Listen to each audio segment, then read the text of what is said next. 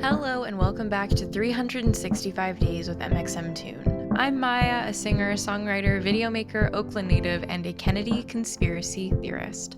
I'm also a huge fan of history. I love untold stories, gross facts, hidden secrets, anything weird, dark, and funky from the past. Each day, I'm going to share one of my favorite deep cuts with you, so let's take a look at today's stories. It's 365 with mxmtoon. New facts every day, so don't leave too soon. I'm gonna teach you stuff, no it won't be tough. Gonna go a year till you've had enough. It's 365 mxmtoon. Today, in 1968, then U.S. Senator and presidential candidate Robert F. Kennedy was assassinated. On June 4th, Kennedy won the South Dakota and California Democratic primaries, and that evening, he gave a victory speech at the Ambassador Hotel in Los Angeles, where his campaign was headquartered. After the speech, as he walked through a kitchen hallway shortly after midnight to exit the venue, he was shot by 24-year-old Sirhan. Kennedy was taken to LA's Good Samaritan Hospital and died at 1:44 a.m. on June 6th. He was 42 years old. But let's back up. Robert F. Kennedy, or Bobby Kennedy, or RFK as he was known, was the seventh of 9 Kennedy children born to wealthy businessman Joseph P. Kennedy Sr. and Rose Kennedy of Brookline, Massachusetts. You've probably heard of his brother, John F. Kennedy, who was the 35th president of the United States and the youngest person ever to be elected president. Fun fact, the youngest president we've ever had was Theodore Roosevelt, who assumed the office when he was 42 years old. But he was actually William McKinley's vice president and took over when McKinley was assassinated in 1901. This episode, I'm sorry to say, will have a lot of assassination in it. RFK grew up to be a lawyer, and he managed his brother JFK's U.S. Senate campaign in Massachusetts in 1952 and his presidential campaign in 1960. When JFK was elected, he made his younger brother U.S. Attorney General, and RFK worked mostly to bust corruption labor unions, in addition to organized crime. He also worked on civil rights movement issues like ending segregation in schools and the Civil Rights Act of 1964. JFK was assassinated on November 23, 1963, while in Dallas, Texas. He was succeeded by Vice President Lyndon Johnson, and RFK stayed on as Attorney General until 1964. He then ran for a U.S. Senate seat in New York and won. During Johnson's presidency, the Vietnam War, which was started under JFK, escalated. Young American men were sent overseas to fight and die in a war people began to think we had no real business being in, and when the United States started bombing North Vietnam in 1965, protests against the war became regular events. Opposition against Johnson and his administration got loud enough that he announced he would not run for re-election in 1968. So began a pretty intense primary season. As Democrats vied for Johnson's spot, in many ways the 1968 primary felt like a battle for the soul of the country. The Vietnam War had split the country into two, and though we're used to that kind of polarity now, the United States hadn't seen that kind of in-nation animosity over war since the Civil War. The candidates reflected the split. There was the middle-of-the-road Democrat, who promised business as usual, Vice President Hubert Humphrey, and the anti-war Democrat, Eugene McCarthy. Many saw RFK, who announced his candidacy on March 16, 1968, as the candidate who could bring the nation together. Kennedy's campaign was pretty successful at the start. He won the Washington, D.C. and Indiana primaries on May 7th and Nebraska on May 15th. He was locked in a fierce battle with McCarthy, whose fans thought Kennedy wasn't anti-war enough, and this will be important later. On June 4th, Kennedy's California win was big enough for him to be put in a position to overtake McCarthy and become the party's nominee.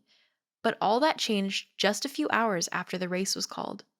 As Kennedy walked through the kitchen hallway shortly after midnight, Sirhan, who had been lurking in the kitchen, came forward with a gun hidden in one of Kennedy's campaign posters. He fired several shots at Kennedy before Kennedy's supporters tackled him to the ground. Kennedy died the next day. His funeral was held on June 8th at St. Patrick's Cathedral in New York, and he was buried with his brother at Arlington National Cemetery.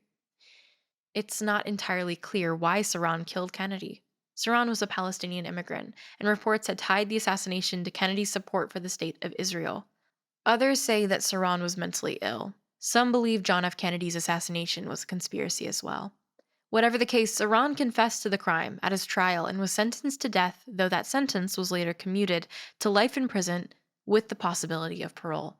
He is still incarcerated. Meanwhile, Kennedy's assassination threw the 1968 election into turmoil. The year was tumultuous enough. 2 months earlier, on April 4th, civil rights icon Martin Luther King Jr. was assassinated in Memphis, Tennessee. Coincidentally, Kennedy famously broke that news at a rally in Indianapolis. The war in Vietnam had ramped up that January with the Tet Offensive, a major escalation that cost many Americans and Vietnamese civilians their lives. And now, the frontrunner for the Democratic nomination was dead. Though some of Kennedy's supporters went to McCarthy's camp, the animosity between the two candidates was strong. Think of it like the Warren/Bernie battle. Other Kennedy supporters turned to the moderate, Hubert Humphrey, who eventually won the nomination. Humphrey lost to Richard Nixon that November, and the rest is history. For today's music fact, we have a special guest joining us. Her name is Claire Rosinkranz. She is the creator of the viral hit Backyard Boy, which you might have heard on TikTok. Take it away, Claire. June 5th was the day my Aunt Titi passed away, which also happened to be my dad's birthday. The news was tragic, but I wrote a song in like 8 minutes to celebrate her life. The words came so easy, and it was the first song I ever really recorded and released. I feel like from that day forward, my passion to pursue music burned brighter than I ever had before, and now I believe that she's still cheering me on from a safer place. Who knows if I would have been releasing music if it weren't for the beautiful life she led and the relationship we had. And now for today's final segment, I'm going to be going into my own photo archives to see what I was up to on a June 5th in my life.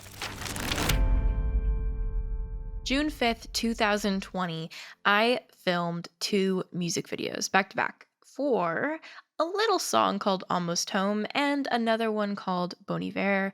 It was insanely windy. I believe that I filmed it, oh goodness, where was it?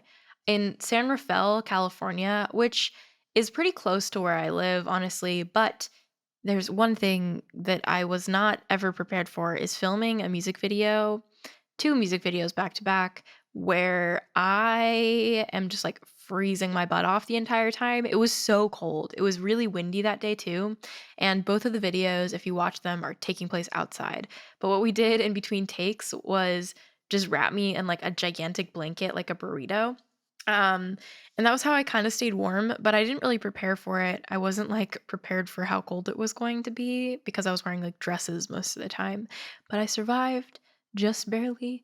And the music videos came out really great. I was very proud of them, and I'm glad with the creative vision we had behind them and being able to execute that. So that was very cool. I really like making music videos, even if the process is a little bit strenuous, I guess. But it's always a really cool end result. So very happy with that. Thanks for going back in time with me, and remember to subscribe wherever you listen to podcasts. You can come back tomorrow for more stories from the past. It's 365 with mxmtoon. New facts every day, so don't leave too soon. I'm gonna teach you stuff, no it won't be tough. Gonna go a year till you've had enough. It's 365.